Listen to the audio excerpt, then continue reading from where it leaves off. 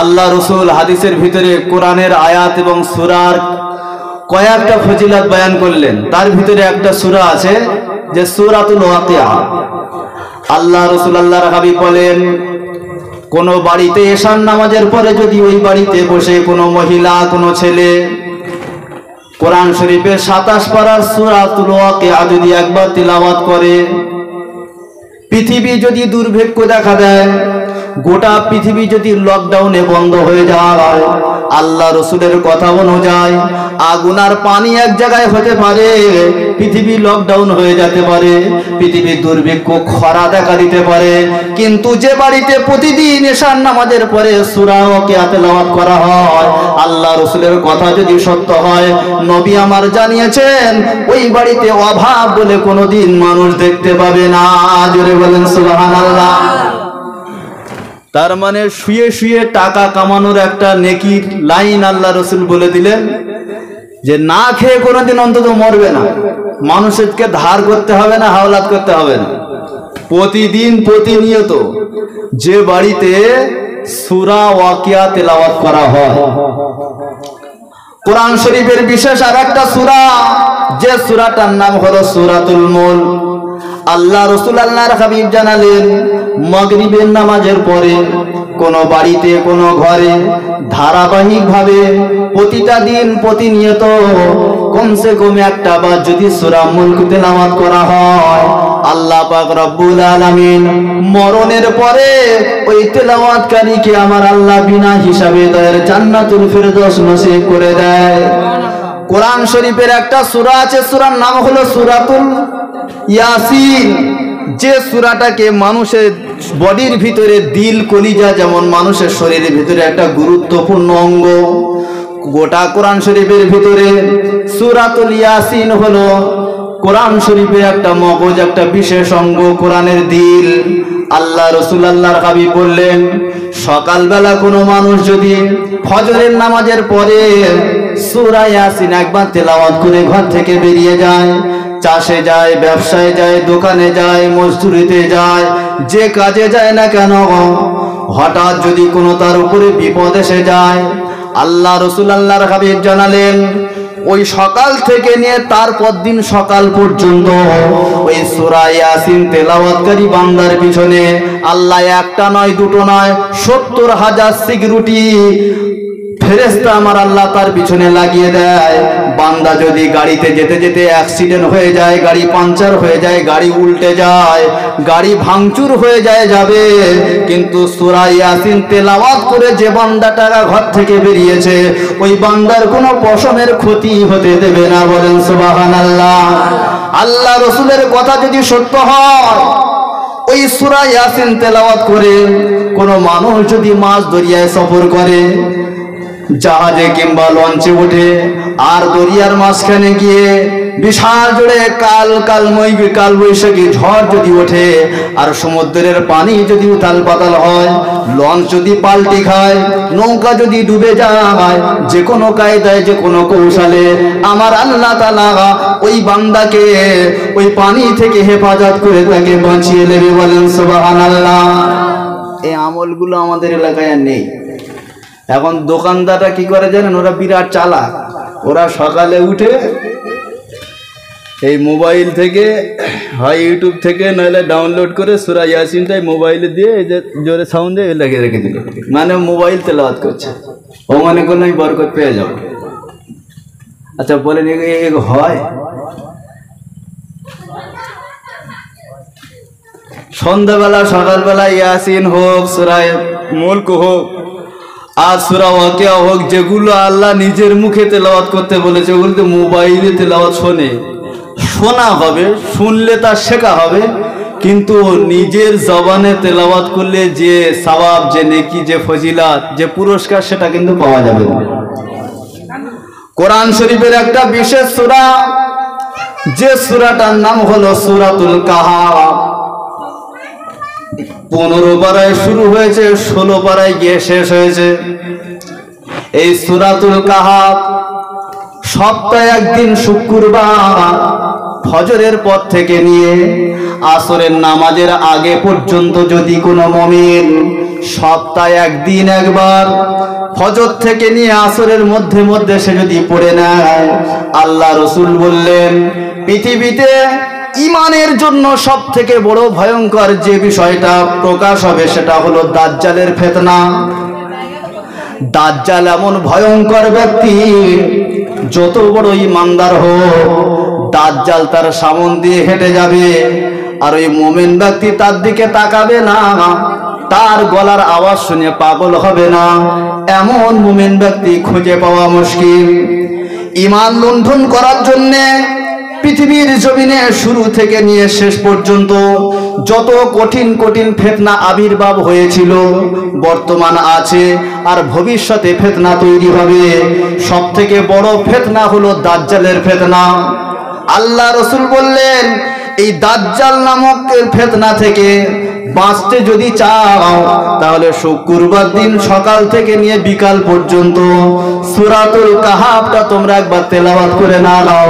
আল্লাহ অন্তত পক্ষে ওই দাজ্জালের কঠিন ফিতনা থেকে তোমাকে হেফাজত করে নেবে। বলেন সুবহানাল্লাহ। মানে দাজ্জাল আমরা চোখে দেখিনি তো, ওই জন্য দাজ্জাল কেমন, ও দাজ্জাল দেখলে কি হয় আমরা বুঝতে পারিনি, ওই জন্য সুবহানাল্লাহ বলতে ইচ্ছা হয়। কাল সকালে যদি দাজ্জাল এখানে ঢোকে, হাদিসের বর্ণনা অনুযায়ী ঘরের ভিতরে কপাট দেওয়া থাকবে, মহিলারা ঘরে থাকবে, কেউ গোসল করে এসে কাপড় পরবে, আর দাজ্জাল গান করতে করতে বাঁশির সুরে, মধুর সুরে রাস্তা দিয়ে যাবে। ওই রাজপুরের ওই পিয়ারডাবরের প্রতি যদি যায়, তো একজন গোসল করে কাপড় পরছে, ওর কাপড় পরার কথা সে ভুলে যাবে, মানে কাপড় ছেড়ে দিয়ে ওর সুরে পাগল হয়ে যাবে, গিয়ে ছুটবে পিয়ার ডোবার দিকে, যে কোন দিকে গেছে একবার দেখি। গিয়ে দেখছে সত্যি দাজ্জাল হেঁটে যাচ্ছে। এইবার দাজ্জালকে যখন চোখে দেখবে, দেখেই বিশ্বাস করে নেবে যে নিশ্চয়ই এর কাছে কোনো ক্ষমতা আছে। যদি বলে যে এই মাঠে যত শাকসবজি আছে সব এক্ষুনি মরে যাও, একদম খড়ের মতো সাদা হয়ে যাবে সব। আবার যদি বলে জমিন থেকে শুধু পটল গাছ তৈরি হবে, ও গোটা মাঠে শুধু পটল তৈরি হবে, নাহলে আলু বললে আলু তৈরি হবে, ও দেখে তো অবাক হয়ে যাবে, তাহলে এর কাছে তো কোনো একটা ক্ষমতা নিশ্চয়ই আছে। আল্লাহ যদি না হবে তাহলে আল্লাহর অর্ধেকটা ক্ষমতা তো এর কাছে আছে, নাহলে এত পাওয়ারফুল হবে কি করে। এই মনে করে ওকে বিশ্বাস করে নেবে। আর দাজ্জালের দেখবে ডান হাতে ওর আছে জাহান্নাম আর বাম হাতে জান্নাত, বলবে এইটাই জান্নাত এইটাই জাহান্নাম। যেই বিশ্বাস করবে সঙ্গে সঙ্গে ঈমান হারা হয়ে যাবে। ওই সময় যারা প্রকৃত খাঁটি মুমিন তাদেরকে আল্লাহ বাঁচাবে, যারা প্রতি সপ্তাহে একদিন সূরা কাহাফ জুমার দিনে তেলাওয়াত করত। ওই সুর থেকে, ওই গান থেকে, ওই বাজনা থেকে, ওর কেরামতি থেকে, ওর কায়দা থেকে বাঁচতে হলে আল্লাহর কোরআনের এই সূরা কাহাফ সপ্তাহে একদিন তেলাওয়াত করার, আল্লাহর কাছে দোয়া করা ছাড়া আর কোনো রাস্তা নেই। যে কথা বলছিলাম যে 2024 সাল কিয়ামতের কাছাকাছি সময়, মানে আমাদের সামনে কিয়ামতের মেঘ ঘনিয়ে আসছে। যতদিন আমাদের সামনে আসছে, যে তরিকা থেকে প্রথমে আমরা ইসলাম পেয়েছিলাম আর রসুল যেটা ইসলাম বলে ঘোষণা করে দিয়ে গেছেন, সেইটাকে আমরা না ধরে যেটা ইসলাম নয়, আমাদের মন গড়া মন মতো সেটাকে ইসলাম বলে মনে করেছি। যার কারণে এখন মসজিদে চেয়ারও ঢুকেছে। চেয়ারে নামাজ পড়া কোনো কায়দায় জায়েজ নেই। শরীর খারাপ হয়ে শুয়ে শুয়ে নামাজ পড়া তাও ভালো, কিন্তু হেভি স্ট্যান্ডার্ড লোক এখন হুইল চেয়ার নিয়ে মসজিদের এক সাইডে বসে আছে, চলবে না। মানে ইসলামটাকে যদি মন মতো করে তৈরি করি তাহলে কষ্ট হবে, পরিশ্রম হবে, নেকি কিছু পাওয়া যাবে না। সেজন্য আমাদের প্রতিটা আমল যদি রসুলের দেখানো শেখানো অনুযায়ী হয় তাহলে হবে নেকি। আল্লাহ রসুল সাল্লাল্লাহু আলাইহি ওয়াসাল্লাম আল্লাহর দরবারে আমল কবুল হওয়ার জন্য যে কটা শর্ত রেখেছেন, তার ভিতরে প্রথম শর্ত হলো হালাল রুজি। দ্বিতীয় শর্ত হলো আল্লাহর কি হলো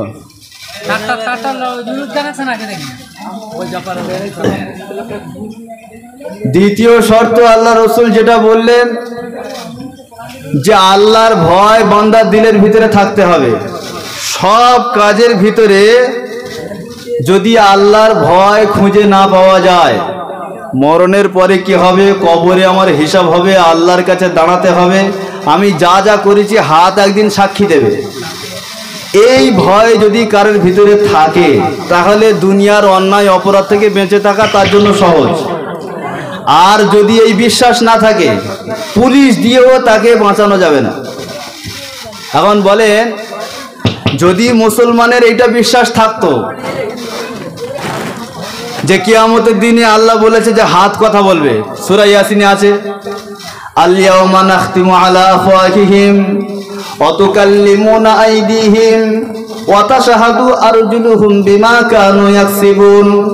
বান্দা, কিয়ামতের দিনে তোমাকে যখন আল্লাহ জিজ্ঞাসা করবে বান্দা এটা করেছিলিস, বান্দা একবার অস্বীকার করবে, দুবার অস্বীকার করবে, বারবার যখন অস্বীকার করবে ওই পাপী বান্দার মুখে আমার আল্লাহ তালা লাগিয়ে দেবে।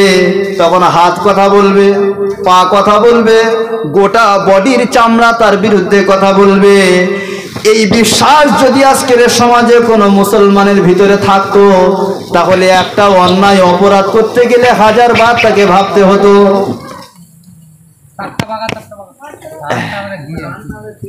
কি হলো রে বাবা? লা ইলাহা ইল্লাল্লাহ, লা ইলাহা ইল্লাল্লাহ।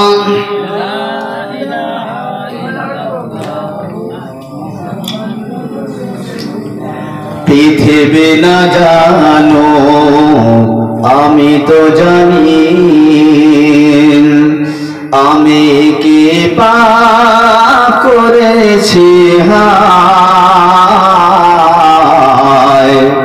আমি কি পাপ করেছি হায়।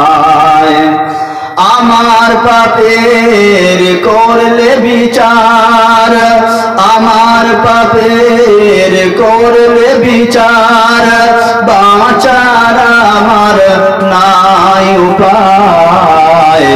দয়াময় আল্লাহ মাফ করো আমায়, তুমি মাফ করো আমায়।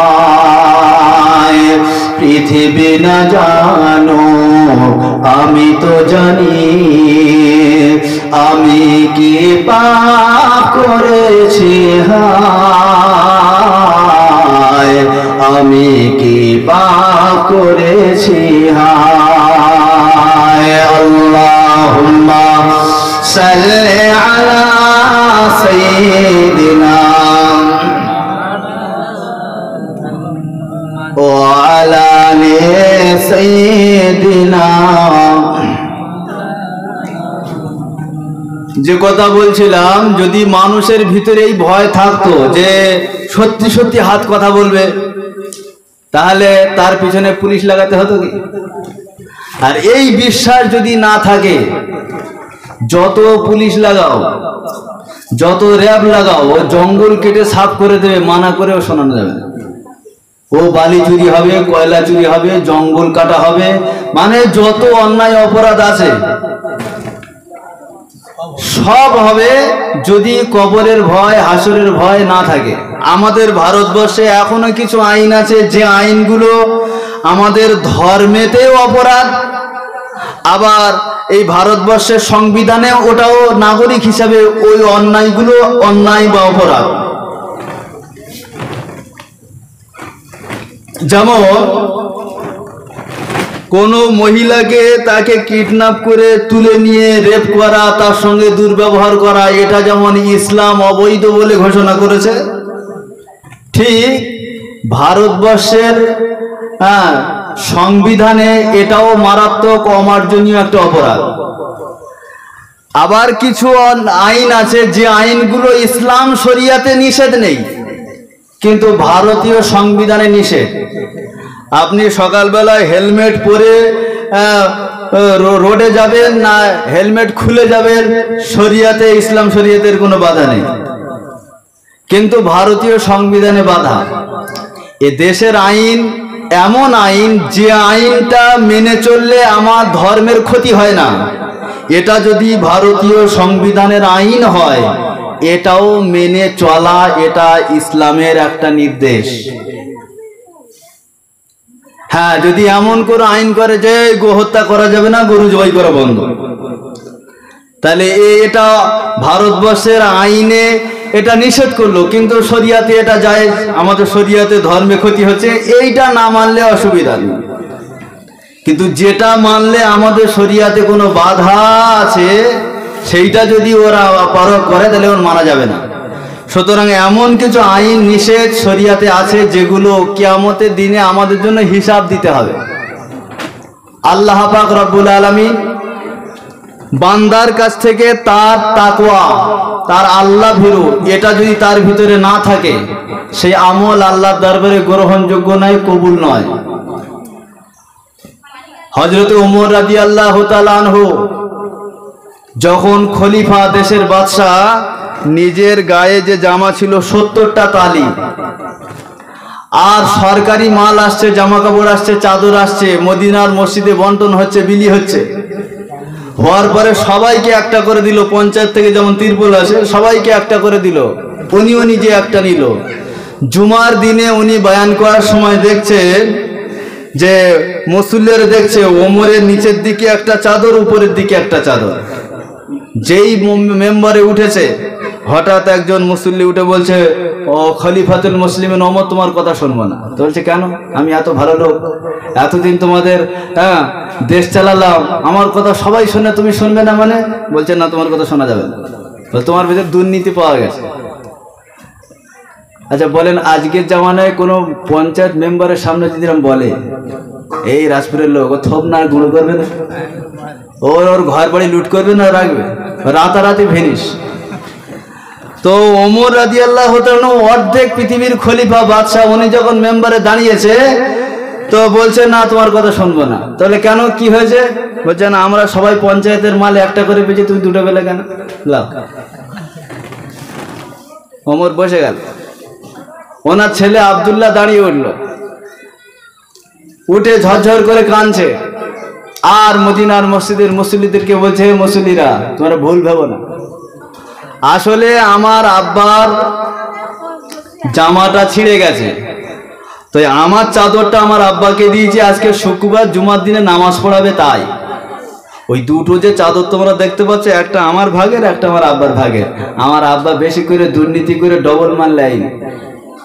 আর এই খোলামেলা প্রতিবাদ করা, এটা ওমর রাদিয়াল্লাহু তাআলা আনহু তানার দেশের, তানার খলিফা জগতে উনি সমাজের মানুষের কাছে ওপেন করে দিয়েছিল যে অন্যায় অপরাধ হলে ডাইরেক্ট সামনে তোমরা হেড করতে পারো, বলতে পারো। এখন পঞ্চায়েত প্রধান তো দূরের কথা, পঞ্চায়েত মেম্বারের বউদের যা পাওয়ার, ও সর্বনাশ। রাস্তায় যদি গাড়িতে ওঠে, আপনি আগে থেকে বসে আছেন, উঠে বলবে সিট ছাড়, বলছে কেন? বলছে আমি মেম্বারের বউ। মানে ওদের যদি পাওয়ার এত হয়, তাহলে ও যদি প্রধানমন্ত্রী হতো, তাহলে কি হতো? আমার মুসলমানেরা যে কথা বলছিলাম, আল্লাহর ভয় কাকে বলে? হযরতে ওমর রাদিয়াল্লাহু তাআলা আনহু অর্ধেক পৃথিবীর খলিফা হওয়ার পরে, বাদশা হওয়ার পরে, দেশের সমস্ত সম্পদ ওনার হাতে, সমস্ত আমদানি ওনার হাতে, পৃথিবীর প্রতিটা গরিব মানুষকে উনি সমান ভাগে তার হক পাওনাদারের পাওনা বুঝিয়ে দিয়েছেন।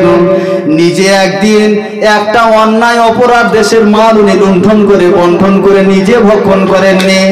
হযরতে ওমর রাদিয়াল্লাহু তাআলা আনহু উনি যখন ফাঁকা ময়দানে গাছের দিকে তাকাতেন, গাছকে লক্ষ্য করে বলতো, রে গাছ, তোর জীবন কত সুন্দর, আমি ওমর যদি গাছের মতো হতাম, মানুষ আমাকে কাঠের মতো কেটে কেটে জ্বালানি করে দিত, আমি ওমর ছাই হয়ে যেতাম, মরণের পরে আল্লাহর সামনে দাঁড়িয়ে উঠে হিসাব দিতে হতো না। হযরতে ওমর রাদিয়াল্লাহু তাআলা আনহু কখনো কখনো ওই জঙ্গলের জানোয়ারের দিকে তাকিয়ে তাকিয়ে ভাবতেন, আল্লাহ আমি যদি এই জঙ্গলি জানোয়ার হতাম, আমি যদি পশু পাখি হতাম, আমি যদি গরু ছাগল হতাম, মানুষ আমাকে জবাই করে খেয়ে ফেলতো, হজম হয়ে যেতাম, আল্লাহর সামনে দাঁড়িয়ে আমি ওমরকে হিসাব দিতে হতো না। এত বড় আল্লাহ ভীরু মানুষ সেই ওমর রাদিয়াল্লাহু তাআলা আনহু, তিনি হয়ে গেলেন পৃথিবীর জমিনে ইমানদারের ভিতরে সবথেকে দ্বিতীয় ইমানদার। ওমর রাদিয়াল্লাহু তাআলা আনহুর জামানায় উনি ছদ্মবেশে রাতের বেলা বেরিয়েছে যে আমার সমাজে আমার দেশে দুর্নীতি আছে না নেই একবার দেখি। রাতের বেলা বেরিয়ে দেখছে যে সেই ফাঁকা মাঠ, তারপরে একটা জঙ্গল পাহাড়, সেখানে টিমটিম করে আলো জ্বলছে। ওমর খুব রাগী মানুষ, দেশের খলিফা বাদশাহ প্রধানমন্ত্রী দেখে সন্দেহ হলো যে ওখানে কোনো চোর ডাকাত দুশমন আছে কিনা। আস্তে আস্তে আগিয়ে আগিয়ে যাচ্ছে, যত আগায় তত ওখান থেকে একটা মানুষের কথার আওয়াজ উনি শুনতে পাচ্ছেন। হযরত ওমর আরেকটু আগিয়ে গেল, যখন কাছাকাছি হয়ে গেল ওমর রাদিয়াল্লাহু তাআলা আনহুর কানে কিছু মহিলার আওয়াজ ওর কানে আসছে। ওমর রাদিয়াল্লাহু তাআলা আনহু কনফিডেন্স হয়ে গেলেন যে হয়তো এখানে কোনো দুশ্চরিত্রা নারী, তারা এই জায়গায় আস্থা গেড়েছে, বাসা বেঁধেছে, এদেরকে এই জায়গা থেকে যেন তেন প্রকারে এখান থেকে বিতাড়িত করতে হবে। কি কায়দা কৌশলে ওখানে বিতাড়িত করা যাবে? হযরত ওমর আরো কাছাকাছি পৌঁছে গেলেন। ওদের ঘরের আড়ালে ওমর নিজেকে আত্মগোপন করে দাঁড়িয়ে আছে, আর শুনতে পায় ওই দুজন মহিলা, দুজনের ভিতরে ঝগড়াঝাটি হয়, তর্ক বিতর্ক হয়, কথা কাটাকাটি হয়। তার ভিতরে একজনা হলো মা আর একজন হলো তার মেয়ে।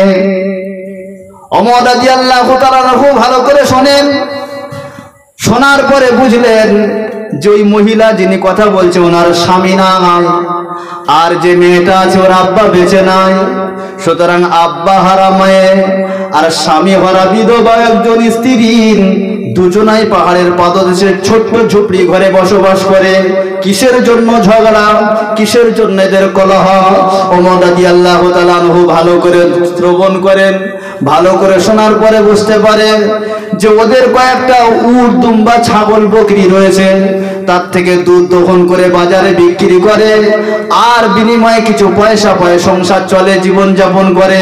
আজকের দুধ একটু কম হয়েছে, তাই মা বারবার মেয়েকে বোঝায়, মেয়েরে এই এত অল্প দুধ বিক্রি করে সংসার চলবে না, সুতরাং দুধে একটু বেশি করে পানি মিশিয়ে দাও, বাজারে বিক্রি করে দেবে দুধের দামে, পয়সা বেশি হবে, আমাদের সংসারটা আরামে চলে যাবে। এই কথা শোনার পরে মেয়েটা রেগে গেল, মাকে বলছে, মা এমন অন্যায় অপরাধ আমি করতে পারবো না, কারণ এই খবর যদি ওমর শুনতে পায়, ওমরের কাছে যদি পৌঁছে যায়, তাহলে আমিও শেষ, মা তুমিও শেষ। কারণ ও যা রাগী মানুষ, যদি ওমরের সমাজে বসবাস করে এই দুর্নীতি হয়, তাহলে আমাদের জীবনের খাতরা আছে। মা সাহস দিচ্ছে, মেয়ে ভয় নাই। ওমর থাকে কোথায় আর আমরা কোথায়? ও থাকে রাজপ্রাসাদে, সিংহাসনে, আর আমরা থাকি জঙ্গলে, পাহাড়ের পাদদেশে। আমরা কোথায় থাকি আমাদের ঠিকানা ওমর জানে না, সুতরাং ওমরের চোখে ধরা পড়বে না। ওই সময় মহিলাটা বলল, মা ওমর আজকে আমাদের দেশের রাজা, উনি হলেন খলিফা, ওনার চোখে থেকে যদি আমরা আড়াল হয়ে যেতে পারি, ওনার চোখ থেকে যদি আমরা ফাঁকি দিতে পারি, কিন্তু ওমরের যিনি মালিক, ওমরের যিনি বাদশাহ, আমাদের যিনি রব আল্লাহ, আল্লাহর নজর থেকে তো আমরা ফাঁকি দিতে পারবো না। এই কথাটা ওমর রাদিয়াল্লাহু তাআলা আনহু ঘরের আড়াল থেকে উনি শুনতে পেল। শোনার পরে ওনার মনে বিরাট আনন্দ, রাগ হওয়ার কথা, বিশাল আনন্দ। উনি আজ থেকে 6 মাস আগে দেশের মানুষকে বলেছিল যে আমার ছেলেকে বিয়ে দেওয়ার জন্য একটা ভালো বৌমা দরকার, যে বৌমাটা আল্লাহওয়ালা হবে, যার ভিতরে দিন ধর্ম থাকবে, আল্লাহর ভয় থাকবে, তাকওয়া থাকবে, এমন একটা ধার্মিক বৌমা আমার দরকার। সবাই খুঁজে খুঁজে ফেল হয়ে গেল। 6 মাস হয়ে গেছে, ওমরের কাছে বলছে হুজুর পাওয়া যাচ্ছে না, তুমি যেমন চাচ্ছ সেরকম ডিজাইনের মেয়ে পাইনি। ওমর রাদিয়াল্লাহু তাআলা রাতের বেলা ওই পাহাড়ের ঝুপড়ি ঘরের ভিতরে উনি ওনার আশা স্বপ্ন যেন আজকের জাগ্রত হলো। উনি মনে মনে কনফিডেন্স হলেন, কমপ্লিট হয়ে গেলেন যে আমার ছেলের বৌমা করার মতো উপযুক্ত মেয়ে আমি পেয়ে গেলাম। হযরত ওমর রাদিয়াল্লাহু তাআলা কোনো কথা বলল না, তাদেরকে ডিস্টার্ব করলো না, উনি রাজপ্রাসাদে চলে গেল। আর সকালবেলা ওমর ওনার দরবার থেকে কয়েকটা পুলিশ, কয়েকটা জাসুসকে ওই পাহাড়ের পাদদেশে ঘর নাম্বার দিয়ে একেবারে রাস্তার ঠিকানা লোকেশন দিয়ে পাঠিয়ে দিল। সকাল যখন হয়ে গেল, ওমরের দরবার থেকে পুলিশ এসে গেটের সামনে হাজির। পুলিশ দরজায় ধাক্কা দিয়ে বলে বের হও, বাড়িতে কে আছে বের হও। যেমনি দরজা খুলেছে দেখলো ওমর রাদিয়াল্লাহু তাআলা আনহু দরবার থেকে আসা পুলিশ। ওরা বলল ওমর পাঠিয়েছে, দরবারে তোমাদের ডাক করেছে। সঙ্গে সঙ্গে মেয়ে মাকে একটা চড়া ভাষা বলে বলল, মা ওই গত রাতের বেলার ঘটনা আর কিন্তু গোপন নেই, ওমরের কাছে পৌঁছে গেছে। তাহলে সকালবেলা পুলিশ আমাদের ঘরে গেল। মা বলছে মেয়ে আমি কিছু জানি না, যা জানি আমার মেয়ে জানে। দুজনের ভিতরে একটা ভয় ভীতি সৃষ্টি হয়ে গেল। ওমর বলে দিল ওদের কিছু বলবে না, সম্মানের সঙ্গে আমার কাছে আনবে। মা এবং মহিলা গেলে ওমরের দরবারে চলে গেল। হাজার হাজার মানুষ বিশ্ব জনতার সামনে ওমর রাদিয়াল্লাহু তাআলা আনহু তাদের পানিশমেন্ট দিল না, তাদের সাজা শাস্তি দিল না, তাদেরকে পুরস্কার করলো। আর মহিলাটার ভিতরে ওই বিধবা স্বামী স্ত্রীর কন্যার ভিতরে, ওই বাফারা কন্যার ভিতরে, নারীর ভিতরে যে খোদাভীরতা ছিল, যে আল্লাহর ভয়টা ছিল, এই ভয়ের কারণে সবার সামনে ওমর রাদিয়াল্লাহু তাআলা আনহু নিজের ছেলে আব্দুল্লাহর সঙ্গে তার বিবাহের ব্যবস্থা করে দিল। বলেন সুবহানাল্লাহ। এই ভয় যদি আজকের আমাদের সমাজে থাকতো, তাহলে গাছের পটলও চুরি হতো না, ধানও নষ্ট হতো না, মিনিও চুরি হতো না, মানে সব নিরাপত্তা থাকতো। আজকে যত জলসা হোক, মিলাদ হোক আর যাই হোক, আল্লাহর ভয় কাকে কয়? এই ভয় থাকতে হবে যে মরণের পরে এ হাত কথা বলবে। ওই মিনির পানি যাচ্ছে, আমি আলটা ভালো করে কেটে আমার দিকে নিয়ে নিলাম, হ্যাঁ, আমার সবজি কাটছি, ওর দুটো ঝিয়ে কেটে দিয়ে দিলাম। মানে এই ভয় যদি থাকতো, হাত যদি কথা বলবে, এই বিশ্বাস যদি থাকতো, তাহলে এই দুর্নীতি হতো কি?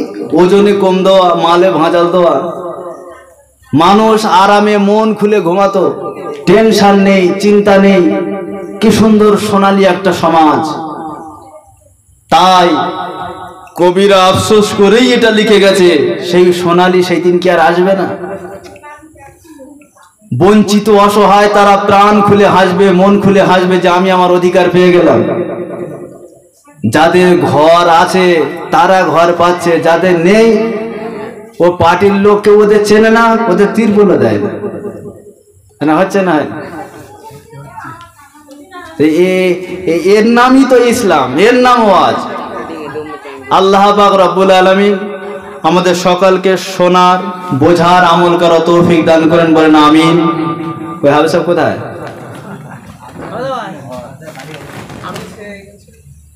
তাহলে দেরি করে কি হবে? শেষ করে দিতে হবে, দেরি বলতে আমি আখিরে দাওয়ানা আলহামদুলিল্লাহি রাব্বিল আলামিন। ঝেড়ে ধরে শুরু করেন, আল্লাহুম্মা সাল্লি আলা